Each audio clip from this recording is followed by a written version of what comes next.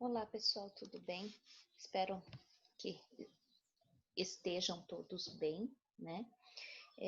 E hoje nós vamos então dar continuidade à nossa matéria de fundamentos de enfermagem. Hoje nós vamos falar, pessoal, sobre sondagem vesical. Lembram que eu comentei no vídeo, no vídeo da última aula, né? Que a gente falou sobre eliminação urinária, que eliminação urinária antecedia, né? E terminou lá no último slide com já a introdução de sondagem vesical. Sondagem vesical, assim, para mim, é um conteúdo, é um assunto bem legal de conversar, só que reconheço o pessoal assim, ó, que para mim, estar ensinando vocês a fazer essa prática por vídeo é quase que impossível, né? Apesar de que vocês vão ver que a sondagem vesical é um procedimento privativo do enfermeiro, mas vocês, como técnico de enfermagem, devem saber como que se faz o procedimento, devem saber quais os cuidados necessários, né, que tem que se ter com um paciente sondado e como fazer o acompanhamento, né, desses pacientes. Pessoal, então eu estou tentando hoje gravar para vocês com o microfone para ver se melhora um pouquinho o áudio, tá? Não está sendo muito fácil, acho que pelo que eu já percebi, vou ter que mexer muitas vezes nisso, mas eu vou tentar para ver se melhora um pouquinho para vocês a qualidade do som, ok?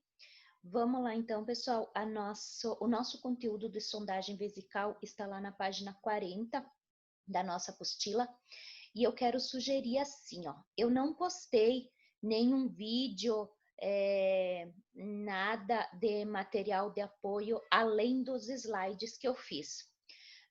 Mas eu quero pedir para vocês que procurem no YouTube e assistam, pessoal, quantos vídeos vocês puderem assistir sobre sondagem vesical. Lá vocês vão conseguir ver direitinho a diferença entre sondagem vesical de alívio e sondagem vesical de demora, que é o que nós vamos falar hoje. Vocês vão conseguir visualizar os materiais, o que são os materiais utilizados, e também vão tirar algumas dúvidas sobre como realiza a técnica, tá? Então, pessoal, não é porque eu não postei que vocês não devem correr atrás. Vão, vejam, assistam os vídeos, tem vários vídeos bem bons, bem explicados de como se faz essa técnica, então vão lá. Sugiro para vocês até assim, ó, assistam esses vídeos, alguns vídeos, antes de vocês fazerem a avaliação no final da aula, tá bom? Com certeza vai estar ajudando bastante vocês com umas coisas assim, bem básicas, bem fundamental, tá bem? Vamos lá então, eu vou compartilhar a tela aqui com vocês para nós iniciar a nossa videoaula aqui de sondagem vesical. Tá? Aqui nessa primeiro slide, pessoal, eu não coloquei a data aqui, porque eu não sabia, ainda no momento que eu gravei, eu não sabia que dia ia ser passado essa aula para vocês, mas tranquilo, tá? Isso é o de menos. Vamos lá então, pessoal. Para nós falarmos sobre sondagem vesical, nós precisamos conhecer o nosso sistema urinário. Acredito que vocês já tenham visto, né, nas aulas de anatomia, mas dei uma reforçada aqui para vocês. Então, pessoal, o aparelho urinário, ele é composto por 2 rins, 2 ureteres, bexiga, uretra e meato urinário. Este conjunto de órgãos é responsável pela elaboração e armazenamento da urina, até o momento em que ela é eliminada. Os rins são os órgãos responsáveis pela filtragem do sangue e produção de urina. Os ureteres são tubos que levam a urina dos rins até a bexiga. A bexiga é responsável pelo armazenamento temporário da urina. A uretra é o tubo que liga a bexiga com o seu exterior. E o meato urinário é o orifício de saída da urina. Então, pessoal, aqui para nós, o que é de mais importante aqui, o que tem de mais importante para nós é a uretra e o meato urinário, né? São duas coisas que vocês precisam identificar bem o que é, tá? Então, aqui, ó, coloquei uma imagem para vocês. Vejam ali, pessoal, tanto o homem como a mulher vai possuir 2 rins, né? A gente possui, como ser humano, 2 rins. Vai possuir o ureter, que é o canal que liga o rim até a bexiga. Pensem em uma pessoa com cólica renal, né? Que geralmente o cálculo renal ele se forma lá no rim, quando a pessoa toma muito pouca água, por exemplo, e ele se desloca do rim e vai passar por esse ureter até chegar na bexiga. Aí ocasiona as cólicas renais, né? Que são muito intensas. Tanto o homem quanto a mulher vai ter a bexiga, né? Aí vejam ali que só o homem possui próstata, que é uma das causas que nos fazem fazer a sondagem vesical, tanto de alívio como de demora, né? E nós, mulheres, não possuímos, então, a próstata, né? Bexiga os dois têm, próstata somente o homem. Uretra é o canal que liga a bexiga ao meato urinário. Vejam uma coisa importante, pessoal, no tamanho, né? O tamanho da uretra feminina e o tamanho da uretra masculina. Vejam que a masculina, ela se apresenta praticamente 3 vezes maior do que a feminina, né? Por essas causas, pessoais, que nós mulheres somos muito propensas a infecções urinárias, porque veja a nossa uretra ali, que pequenininha que ela é. Então, facilmente o micro-organismo, a bactéria, entra do meio externo, né? E vai parar lá dentro da nossa bexiga, ocasionando as infecções urinárias bem frequentes. Homem não tem? Tem, homem tem também, mas geralmente o homem passa assintomático, né? Dificilmente o homem chega a ter sintomas fortes de infecção urinária. Não é impossível, pode ter, mas é muito mais frequente no sexo feminino devido ao comprimento da uretra, que vejam ali que é bem diminuído. Ok, pessoal? Vamos lá. Então, pessoal, genitália feminina e a masculina. O que eu quero frisar muito bem para vocês aqui nesse slide. A sondagem masculina, pessoal, não tem segredo nenhum, né? Vocês vão passar a sonda lá pelo pênis. Quando vocês tracionar a glande no pênis, o único meato que vocês vão encontrar ali é o meato urinário, né? Ou seja, vai ser o canal da uretra. Já na mulher, a mulher é diferente. Vejam ali na figura que na mulher a gente tem o canal vaginal e o meato uretral, né? Então, pessoal, a sondagem vesical, o cateterismo vesical obrigatoriamente terá que ser no meato uretral, tá? Quando vocês introduzem a sonda no canal vaginal, vocês irão estar contaminando a sonda de vocês. E com isso tem que trocar todo o teu material, trocar a sonda, trocar a luva, trocar tudo, né? Então, por isso, pessoal, que tem que ter muita atenção, sabe? Tem que ter uma boa visualização e ter uma certeza do procedimento. Você tem que ter segurança no procedimento que vai realizar, tá? Dentre outras e essas características, né? Que é um procedimento privativo do enfermeiro. O técnico de enfermagem não está autorizado a fazer a sondagem vesical, ok? Mas para vocês saberem, pessoal, que a sondagem vesical obrigatoriamente deve ser no meato uretral, né? Ali no orifício da uretra, tá bom? Vamos lá. Trato urinário. Algumas situações podem dificultar ou impedir o esvaziamento regular da bexiga, ocasionando uma retenção urinária parcial ou total. temporária ou definitiva. Esta quantidade de urina que fica retida na bexiga é chamada de volume residual. Quando isso acontece, a realização do cateterismo vesical pode ser indicada pelo médico. Então, aqui, pessoal, é quando vai ser necessário realizar a sondagem vesical, né? Temos inúmeros fatores que levam ao nosso paciente perder o controle do esfíncter ou ter a retenção urinária, como a gente já estudou há 2 aulas atrás, né, sobre retenção urinária parcial, retenção total, temporária ou definitiva, né? Então, nós vamos ver logo adiante, assim, que existem diversos fatores que ocasionam isso. E a próstata, pessoal, a inflamação da próstata, ela é uma das... Olha aqui, ó, caiu meu negócio. Ela é uma das vilãs da retenção urinária no sexo masculino, né? Porque, como vocês viram ali na figura, aqui, ó, olha aqui onde que está a próstata, localizada logo abaixo da bexiga. Quando a próstata inflama, né, ela vai obstruir, ela inflama, ela aperta ali a uretra e faz a retenção urinária, né?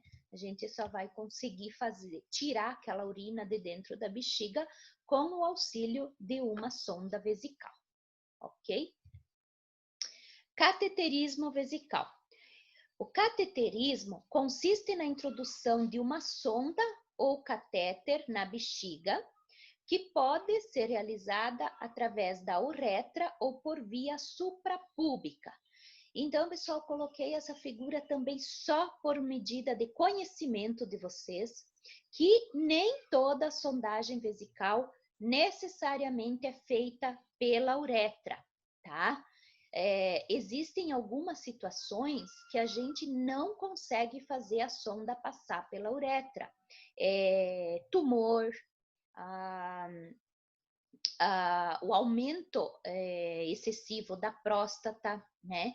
São alguns dos fatores que não tem como, não existe a possibilidade de fazer com que a sonda ultrapasse e chegue até na bexiga. Então, às vezes, pessoal, a indicação da via suprapúbica é necessário. Vejam ali nessa figura, a suprapúbica é quando a sonda, o catéter, ela é introduzido na região abdominal do paciente, tá? É feito através de um procedimento cirúrgico, né, a introdução desta sonda através da parede abdominal. Esta sonda também é trocada com certa frequência, né? A gente já vai ver mais adiante, ela também necessita ser trocada e ter os mesmos cuidados que a gente tem com uma sonda uretral, tá? Então, se alguém perguntar para vocês assim, pessoal, se a sondagem vesical é feita exclusivamente pela uretra, vocês vão saber responder que não, existe também a sondagem suprapúbica, tá bom? O catéter fornece um fluxo contínuo de urina em clientes incapazes de controlar a micção ou clientes com obstrução e também proporciona um meio de avaliar a eliminação de urina em clientes hemodinamicamente estáveis. A nossa próxima aula, pessoal, nós vamos estar falando sobre irrigação contínua e logo mais adiante controle hídrico, tá? Então, assim, ó, o que é isso, pessoal? O paciente com sondagem vesical, a gente pode estar fazendo um controle minucioso da quantidade de urina que ele eliminar durante um dia, por exemplo, né? Vamos fazer um controle hídrico do paciente de 24 horas. Você vai conseguir controlar exatamente quanto esse paciente vai eliminar durante 24 horas. Vai ser possível avaliar a cor, o aspecto, o odor, tudo. O que você precisar observar, o que você precisar avaliar na urina desse paciente, vai ser possível você analisar. Por quê? A sonda, o catéter, ele está introduzido lá dentro da bexiga e ele vai fornecer, ele vai como é que eu vou dizer para vocês? Ele vai nos oferecer um fluxo contínuo de urina. Por exemplo, não vai ficar armazenado dentro da bexiga. Conforme o paciente for produzindo essa urina, ela consequentemente vai sendo eliminada através da sondagem vesical, tá? Então, por isso que a gente pode fazer esse controle hemodinâmico do paciente, né? Controlar quanto que o paciente ingeriu de líquido e quanto que ele eliminou. Vai poder se fazer uma avaliação se esse paciente está tendo uma eliminação adequada ou se ele está retendo líquido durante as 24 horas, ok? Sondagem vesical. De acordo com resolução do COFEN, vejam aqui o que eu falei para vocês logo antes. De acordo com a resolução do COFEN 450 de 2013, a sondagem vesical trata-se de um procedimento invasivo e que envolve riscos ao paciente, que está sujeito a infecções do trato urinário ou a um trauma uretral ou vesical. Então, pessoal, a sondagem vesical, ela é um procedimento necessário, né, que traz alívio para o paciente, mas também ele é um fator muito grande de infecção do trato urinário, né? E também trauma vesical ou uretral no paciente se não for feito com uma técnica adequada. Requer cuidados de enfermagem de maior complexidade técnica, conhecimento de base científica e capacidade de tomar decisões imediatas. Por essas razões, no âmbito da equipe de enfermagem, a inserção do catéter vesical é privativo do enfermeiro, que deve imprimir rigor técnico e científico aos procedimentos. Então, pessoal, assim, vocês devem saber que o cateterismo vesical, ele é privativo do enfermeiro. Tá? Quem tem a responsabilidade do procedimento vai ser sempre o enfermeiro, ok? Observações. Vejam aí. Não sei como que aparece para vocês, mas deixa eu tirar aqui o videozinho de cima da figura. Observações. Antes de optar por uma sondagem vesical em pacientes com retenção urinária, deve-se procurar todos os meios para fazê-lo urinar. Então, pessoal, assim, por o cateterismo vesical ser um meio que ocasiona muita infecção urinária no paciente, por ser um procedimento invasivo, ele nunca deve ser o procedimento de primeira escolha. O paciente não urinou por 4 horas, 6 horas? Simples. Vamos lá e vamos passar uma sonda vesical nele. Não, pessoal. A gente precisa preservar sempre a integridade, a saúde, preservar todos os meios possíveis para evitar um prejuízo maior no paciente. Então, se o paciente está com retenção urinária, a gente deve procurar todos os meios. Como assim? Como que eu vou estimular o paciente a urinar? Abrir uma torneira de água perto do paciente. Pensem aqui comigo. Quando vocês estão com vontade de fazer xixi e vocês escutam o barulho da água, essa vontade aumenta ou diminui? Aumenta, né, pessoal? Então, assim, no banho, quando vocês vão tomar banho, geralmente não se faz xixi primeiro, porque se você vai tomar banho com a bexiga cheia, você vai ficar com muita vontade de fazer xixi. Então, a água, ela é um estímulo, é um estimulante para fazer com que o paciente consiga urinar. Fazer lavagem externa com água aquecida também é um dos métodos, né? Por exemplo, um paciente do sexo feminino. Você coloca uma comadre embaixo da paciente e você jogar com um jarro uma água morna e fazer uma lavagem íntima, fazer uma higiene íntima dos órgãos genitais da paciente vai auxiliar para que ela consiga eliminar a urina. colocar o paciente sobre uma comadre com água quente, né? Só o vapor também já ajuda. Colocar bolsa de água quente na região abdominal. Isso é um procedimento bastante comum e bastante usado no hospital, tá, pessoal? Colocar bolsa de água quente tanto faz bem para cólica como para retenção urinária. Encaminhar paciente ao banho quando não houver contraindicação. Então, se não tiver contraindicação de este paciente estar levantando para o banho, né, é muito válido. Por exemplo, assim, pessoal, as mulheres, pacientes que fazem cesárea, muitos hospitais ainda priorizam o repouso no leito por 12 horas, outros não. Alguns, tudo vai assim de conduta médica, né, pessoal? Alguns médicos autorizam a levantar do leito já com 8, outros médicos ainda priorizam 12 horas de repouso no leito. E geralmente, por causa do efeito do anestésico, o paciente não consegue urinar devido ainda à ação do medicamento. E quando essa paciente consegue levantar e ir para o banho ou ir para o chuveiro, automaticamente ela vai conseguir urinar, tá?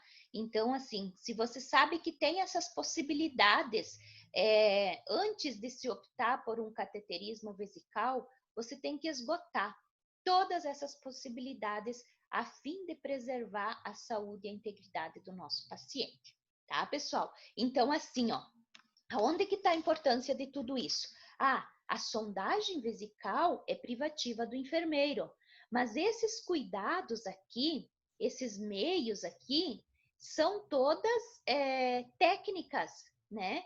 Que devem ser aplicadas pelo técnico de enfermagem. Por exemplo, antes do técnico comunicar ao enfermeiro que o paciente está com retenção urinária, todas essas observações aqui devem ser utilizadas. Essas tentativas aqui devem ser feitas antes de se pensar num procedimento mais invasivo. Estão conseguindo entender? Eu sei que vocês estavam se perguntando assim, ó, mas se o procedimento é privativo do enfermeiro, então por que nós precisamos saber, né? Por essas e outras coisas, pessoal, né? É privativo do enfermeiro passar a sonda? Mas não privativo, mas é de responsabilidade do técnico de enfermagem saber como se faz os cuidados, como que se orienta o paciente que está fazendo uso de sonda, né? A gente vê muito paciente, pessoal, indo para casa do hospital com alta, e ele vai com sonda vesical.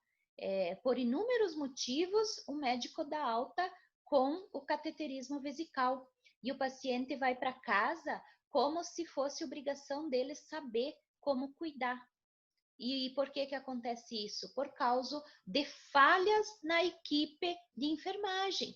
Falha na equipe toda, que deveria se antenar que o paciente não tem obrigação de saber, ok? Todas essas orientações é nós que precisamos passar para o paciente ou para o familiar ou para o cuidador que vai cuidar em casa, né? E é lá no hospital, fazendo os cuidados rotineiros, né, do dia a dia, que a gente já vai explicando e já vai ensinando para os familiares quando se suspeita que esse paciente vai precisar fazer um uso mais prolongado, um uso domiciliar, ok? Vamos lá. Para pacientes que apresentam incontinência urinária, é preferível usar absorvente e calça plástica especiais para adultos. Então, pessoal, assim, um paciente acamado, tá com, sei lá, uma fratura de fêmur, tá com sequelas de AVC, ele não consegue levantar e ele não está tendo retenção, mas ele tem incontinência urinária. Seguidamente, a gente vai lá fazer mudança de decúbito e o paciente está com o leito molhado. Então, vamos passar uma sonda, vamos fazer um cateterismo vesical que nós vamos resolver de uma vez por todas essa situação. É correto isso? Não. Nós vamos estar deixando o nosso paciente ainda mais propenso a adquirir uma infecção através do trato urinário, do canal urinário. Então, pessoal, Para incontinência urinária, a gente usa absorvente, usa calça plástica, né? É os fraldão geriátrico que existem.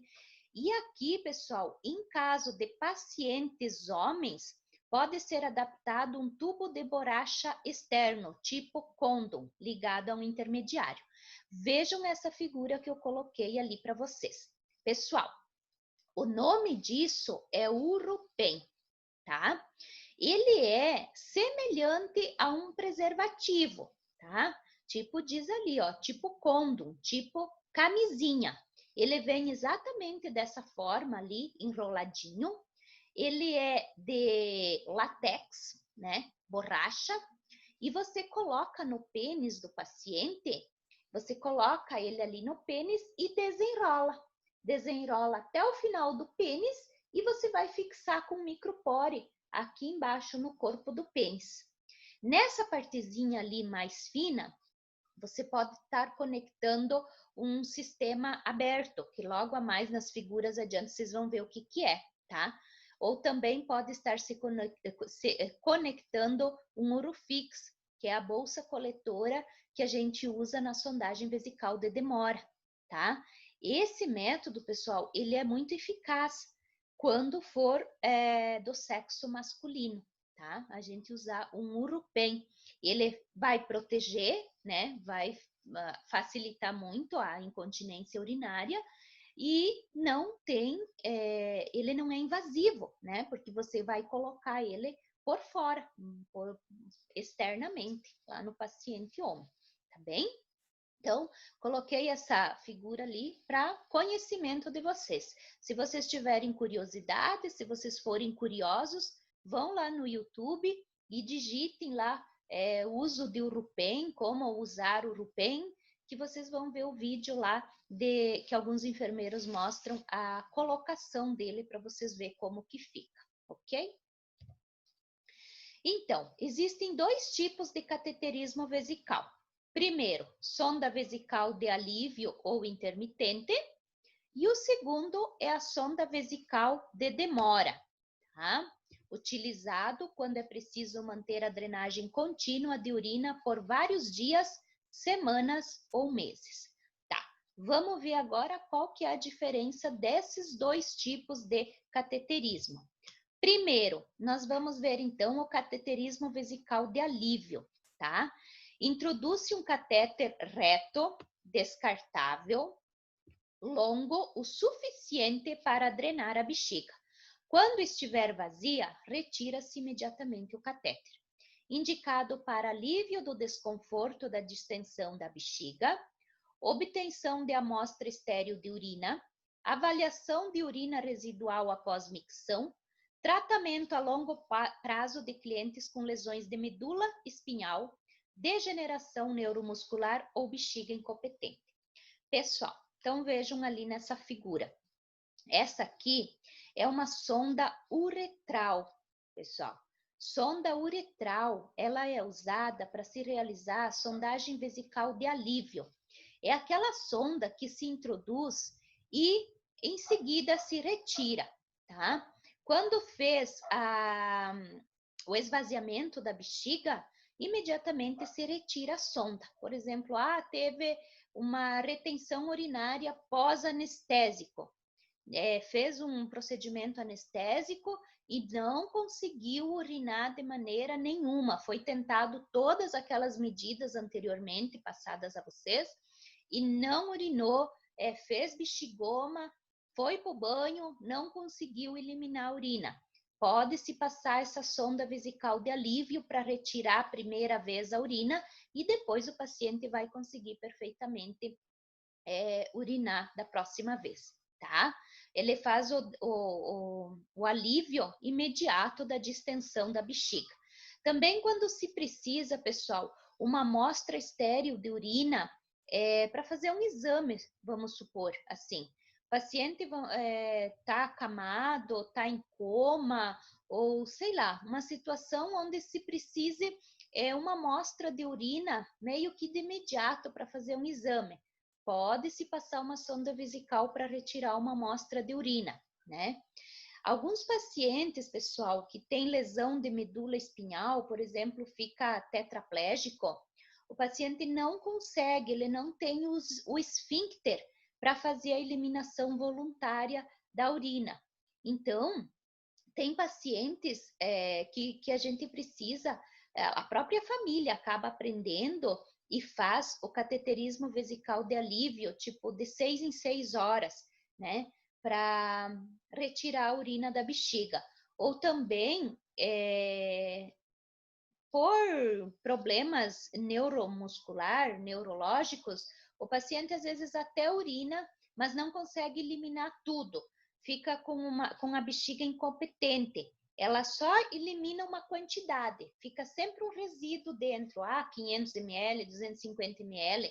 E com isso, faz uma vez, faz duas, e quando vê, vai acumulando, vai ficando um bexigoma. Então, pode-se passar a sonda vesical de alívio para retirar o restante da urina que fica armazenado dentro da bexiga, no caso de bexiga incompetente, ok? Então, vejam ali, ó, a diferença, olhem, observem como que é uma sonda uretral, tá? Se nós estivéssemos em aula presencial, pessoal, estaria levando para vocês ver, mas quando vocês estiverem em aula prática, com certeza vocês vão poder pegar, manusear e conhecer como que é essa sonda, tá? Aqui na ponta dela, não naquela parte ali onde tem a tampinha mais azul escuro, na outra ponta ali transparente, ela tem uns orifícios, veja bem que ali dá para perceber um orifíciozinho. Ela tem esses orifícios na lateral da sonda, não na ponta, né? Porque na ponta, quando introduz, se tiver secreção, ou coágulos de sangue, pus, alguma coisa assim, pode obstruir a sonda. Então, por isso que ela tem esses orifícios na lateral. Ok? Vamos lá. Aqui temos a sondagem vesical de demora, tá? O cateterismo vesical de demora, ele é um procedimento utilizado na prática clínica, sendo de suma importância o tratamento de diversas patologias. Trata-se de uma técnica invasiva que consiste na introdução de uma sonda através do meato uretral até a bexiga, visando a retirada da urina. Então, vejam a diferença, pessoal. A sondagem vesical de demora, ela é essa sonda ali de látex, tá? Ela é mais resistente, ela é mais maleável, né? E ela pode ficar vários dias no paciente. Vejam ali nas figuras que ela ela pode se apresentar de duas formas. Temos a sonda vesical com 2 e com 3 vias, tá?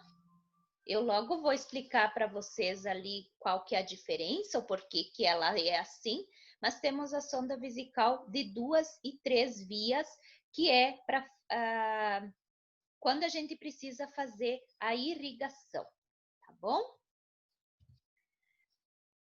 Pessoal, nós vamos ter que interromper o nosso vídeo aqui por causa do tempo, tá? Mas na sequência eu já vou estar gravando o próximo vídeo para nós conseguir terminar esse nosso conteúdo aqui, ok?